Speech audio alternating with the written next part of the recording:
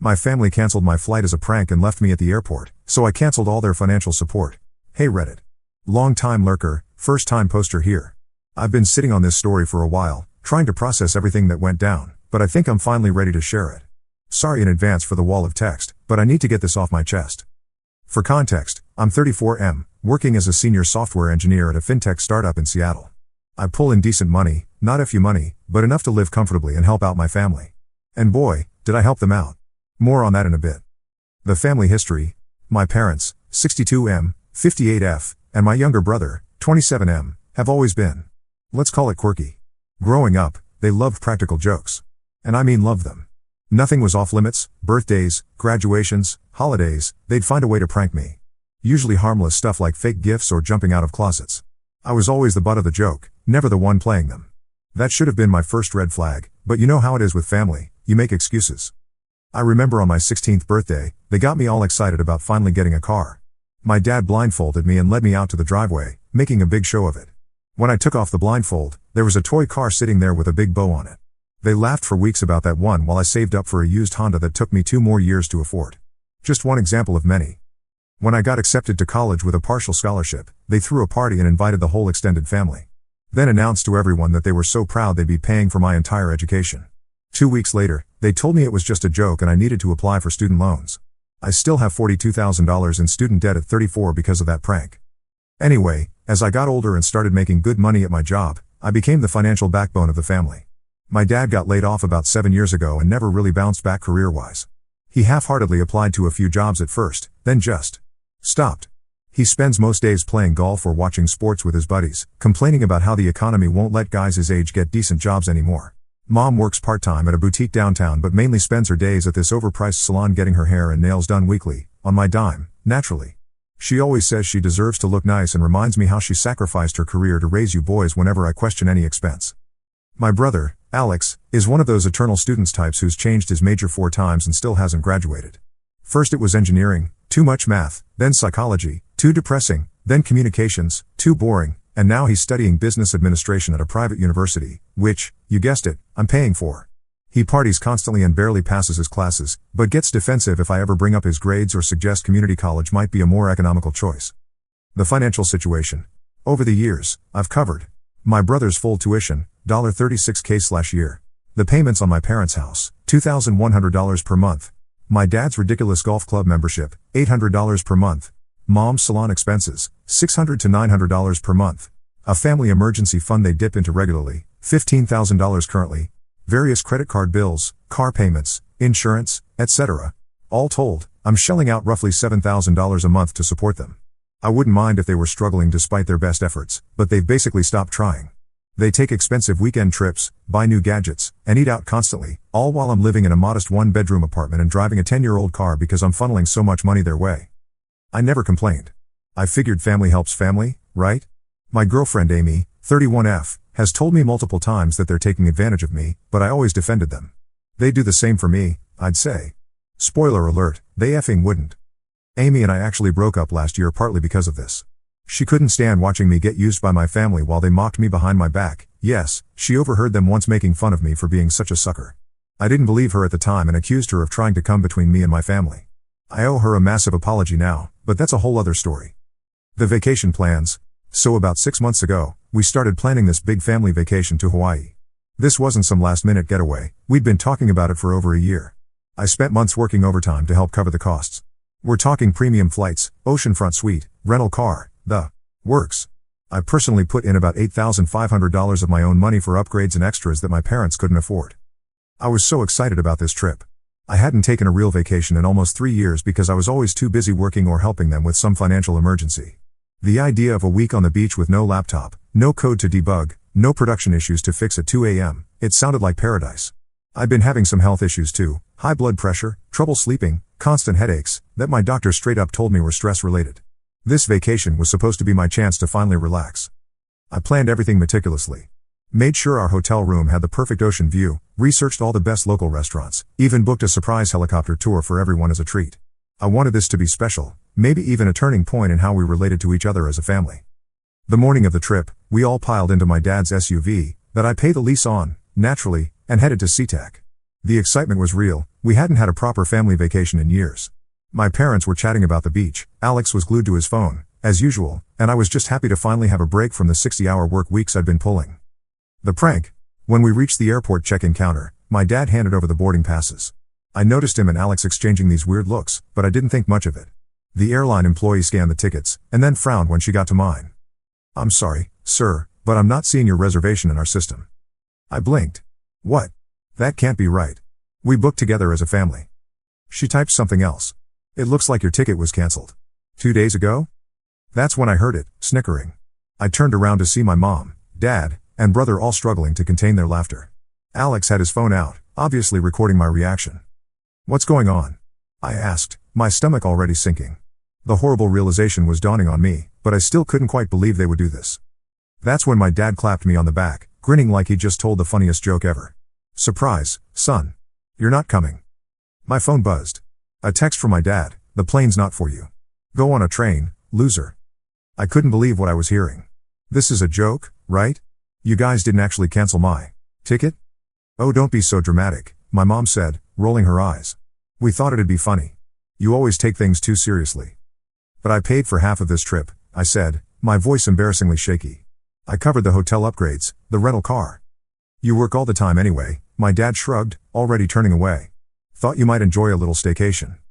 Alex wouldn't even look at me, still focused on his phone. "Relax, it's just a prank. You'll survive." The airline employee looked uncomfortable, glancing between us with a pained expression. She'd obviously seen family drama before, but this was something else. A line was forming behind us, people checking their watches impatiently, and here I was, having my entire vacation yanked out from under me as a joke. "Sir, I'm sorry, but I need to help the next customer," she said quietly. "If you want to purchase a new ticket, you can try customer service, but the flight is leaving in 2 hours and it might be fully booked." They left me standing there at the check-in counter, surrounded by strangers watching this humiliating scene unfold. My own family had just deliberately excluded me from a vacation I helped pay for, and they thought it was hilarious. They were already heading towards security, laughing and chatting like nothing had happened, while I stood there with my useless suitcase and crushed expectations. I stood there for a good 5 minutes, just processing what had happened. The anger built slowly, then all at once. This wasn't just a harmless prank. This was a message: I wasn't family to them. I was an ATM with legs. The realization. I texted back a simple okay. And left the airport. They probably thought I was going to slink home and sulk, maybe binge some Netflix until they got back. But I had other plans. The drive home was a blur. I remember gripping the steering wheel so tightly my knuckles turned white, fighting back tears of humiliation and rage.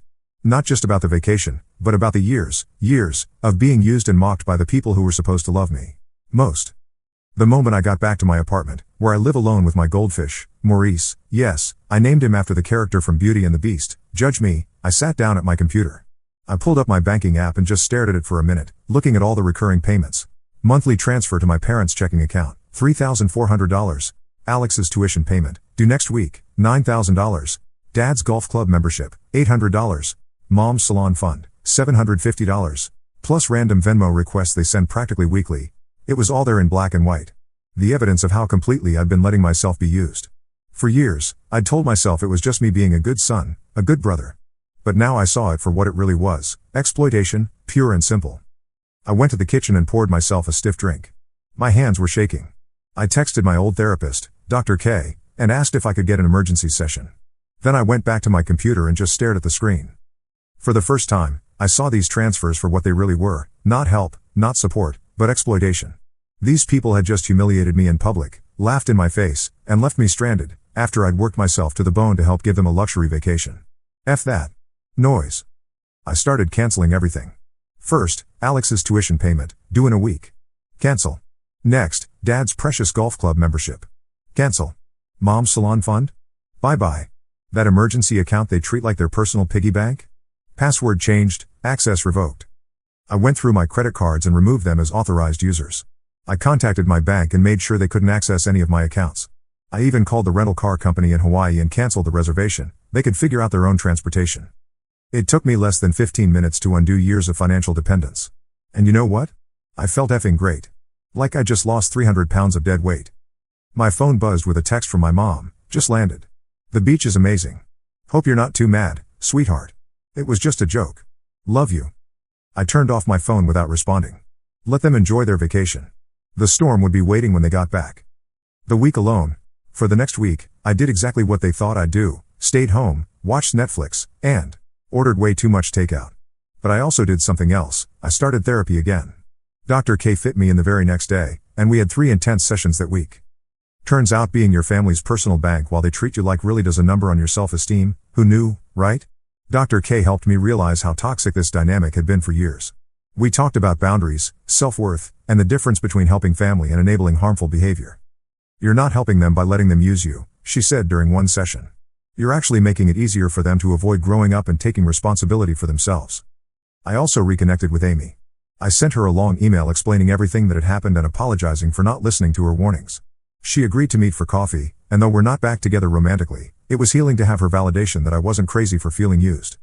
The first message came 3 days into their trip. Alex, hey Mike, my tuition payment is due. Can you send it over? No, how are you? No apology, not even an acknowledgement of what happened.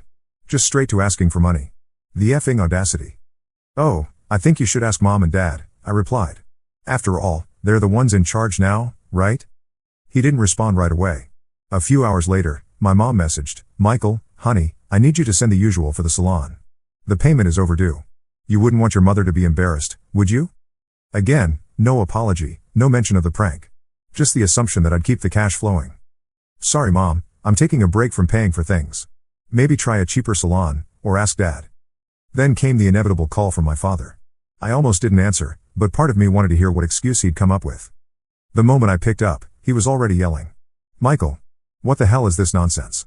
The golf club just emailed me saying my membership payment was declined. Are you seriously not covering it this month? I couldn't help but laugh. Oh, you mean your golf club membership? The one you made fun of me for never using? Yeah, I canceled that. Figured you could afford it yourself. Or maybe take a train to a public park instead, loser. There was a pause before he exploded. Don't be ridiculous. You've always covered it. What kind of son refuses to help his own family? The kind whose family thinks it's funny to cancel his flight and leave him stranded like a joke, I replied, surprised at how calm I sounded. Another silence. Then the predictable guilt trip, you're overreacting. It was just a joke. Now stop this nonsense and send the money. Not happening, I said firmly. Maybe you should budget better, or cut back on those expensive vacations. I hung up before he could respond. For the first time in years, I felt something close to peace.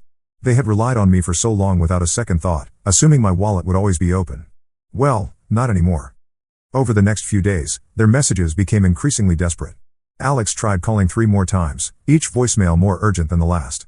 My mother sent a novel-length text about how family supports each other. The irony was apparently lost on her. My father alternated between rage and emotional manipulation, neither of which worked. Then I got a message from my mom. Michael, we're coming home early. We need to talk. Perfect, I thought. Let them come. The confrontation. I spent the next day preparing. I cleaned my apartment spotlessly, bought groceries, for myself only, and even put on a nice shirt. I wanted to look completely put together when they arrived, not like someone who'd been devastated by their prank. I also prepared mentally. Dr. K and I role-played the confrontation, anticipating their arguments and manipulations. I wrote down key points I wanted to make and practiced saying no without justification or apology. It felt strange. I'd spent so many years saying yes to them automatically. The moment they walked through my door, the tension was palpable. My father threw his carry-on down, face red with fury. My mother followed, still wearing her expensive sunglasses pushed up on her head, as if she'd just stepped out of a magazine instead of a family crisis. Alex slunk in behind them, looking more worried than angry. How dare you? My father growled. You canceled everything? My golf membership, your mother's salon, and your brother's tuition? I leaned back in my chair, arms crossed. That's right. Thought it was funny to leave me stranded at the airport. Well, I'm just returning the favor. My mother's mouth opened and closed, but no words came out. Alex wasn't as restrained. Mike, come on, he pleaded, the cockiness from the airport completely gone. My tuition is due. I'll get kicked out of school. I laughed, not a happy laugh, but a cold one. Not my problem. Maybe mom and dad should have thought of that before playing their little prank. My father slammed his palm on my coffee table, making my PlayStation controller jump. We are your family. We raised you. You owe us. I stood up then, looking him directly in the eye. No, I don't. You've taken my money for granted, treated me like a walking ATM, and humiliated me. Congratulations, now you're on your own. My mother started crying, those big crocodile tears she's so good at producing on command. It was just a joke, sweetheart. We didn't think you'd take it this way. And this is just a lesson, I replied, grabbing my keys. I'm going out. Lock up when you leave. As I reached the door, I couldn't resist one parting shot. Good luck figuring things out, losers. The look on their faces was almost worth the lost vacation. Almost. The aftermath. The aftermath was both satisfying and sad. For days, my phone blew up with calls and texts that I mostly ignored. They tried everything: guilt trips, apologies, anger, even threats to tell the extended family I was abandoning them. None of it worked. Dr. K helped me stay strong, reminding me that their reactions were just more manipulation. I started living for myself for the first time in years. I bought some new clothes, started hitting the gym, and even put a deposit down on a nicer apartment, all things I'd been putting off because I was funneling so much money to my family. My health improved almost immediately.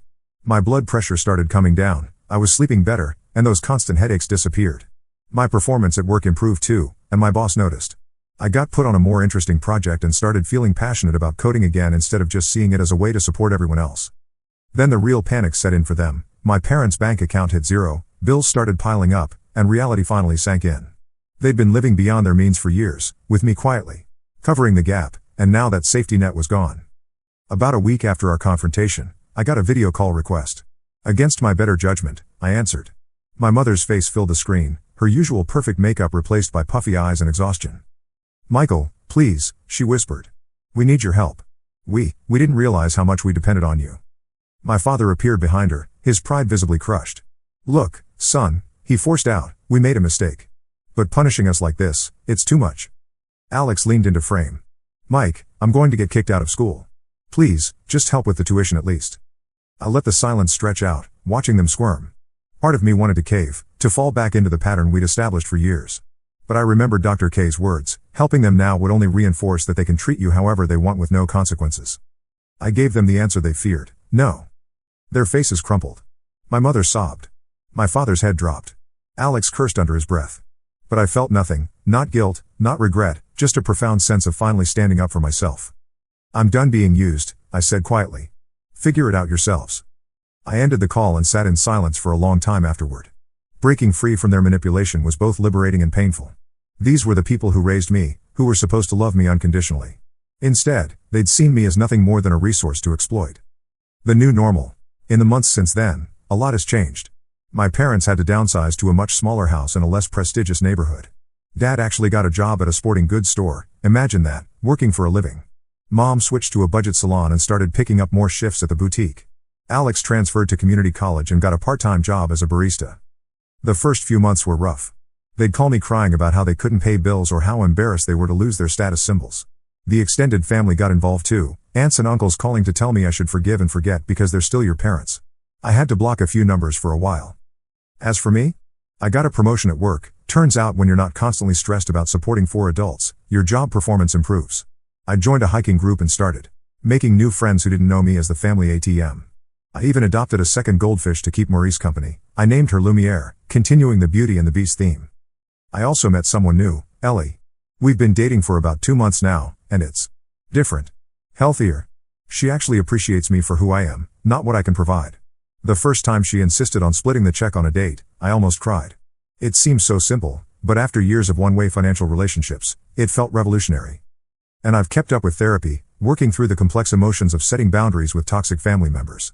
Dr. K says I've made incredible progress, but there's still work to do, especially around my tendency to people please and my fear of confrontation. My parents and brother have made some tentative attempts at reconciliation. Small texts here and there, awkward phone calls on holidays. I'm civil but distant. Dr. K says that's healthy. I don't need to cut them off completely if I don't want to, but I also don't need to jump back into financially supporting them. The last time my dad called, he actually asked how I was doing before mentioning money, progress, I guess. My mom sent a birthday card that didn't include a Venmo request. Baby steps. Alex is actually doing better in community college than he ever did at the private university. Turns out having to work for something gives you motivation to succeed. Will I ever trust them completely again? Probably not. But I've learned something valuable through all this. Real family doesn't treat you like an ATM, and real love doesn't come with humiliation. Sometimes the healthiest thing you can do is step back and say enough. Oh, and I finally took that Hawaii vacation, solo. Turns out watching the sunset over the ocean is much more enjoyable when you're not surrounded by people calculating how much they can squeeze out of you. I even did that helicopter tour I'd originally booked for the family. The pilot asked if I was sad to be seeing the islands alone, and I just smiled. Not at all, I told him. For the first time in years, I'm exactly where I want to be. The lesson? Looking back now, I realized that what happened at the airport was actually a gift in disguise. Without such a dramatic wake-up call, I might have continued supporting them indefinitely, growing more resentful but never finding the courage to break free. That prank showed me exactly how they saw me, not as a son or brother, but as a resource to exploit and mock. Some days are still hard. I see happy families in restaurants or parks and feel a pang of what might have been. But then I remember that what I was living wasn't a healthy family dynamic at all. It was financial abuse masked as family obligation. I'm rebuilding my savings now, planning for my own future instead of funding everyone else's present. I'm teaching a coding bootcamp on weekends to help others break into the field. I'm even thinking about buying a house next year, something that would have been impossible while supporting 4 adults. TLDR, my family canceled my flight as a prank and left me at the airport after I helped pay for our vacation. I responded by canceling all their financial support, tuition payments, bills, golf memberships, salon funds, everything. They came crawling back when they realized they couldn't survive without my money, but I stood my ground. Now they're learning to support themselves, and I'm finally living for me. Edit, holy F, this blew up overnight. Thanks for all the awards and support. To answer some common questions. Yes, I really was paying that much for them every month. It started small, helping with a bill here, covering an emergency there, but snowballed over the years. No, I never signed any formal agreements for Alex's tuition or anything else. It was all voluntary, and stupid of me, I know. For those asking if I ever got my $8,500 back for the vacation expenses, nope. Consider it the price of finally seeing their true colors. A few people mention narcissistic family dynamics. You're not wrong. My therapist and I have discussed this extensively. To everyone saying I should have cut them off years ago, you're right, but hindsight is 20/20, and family manipulation is a hell of a drug. So Reddit, was I justified in cutting them off financially after years of support, or did I overreact to what they claim was just a prank?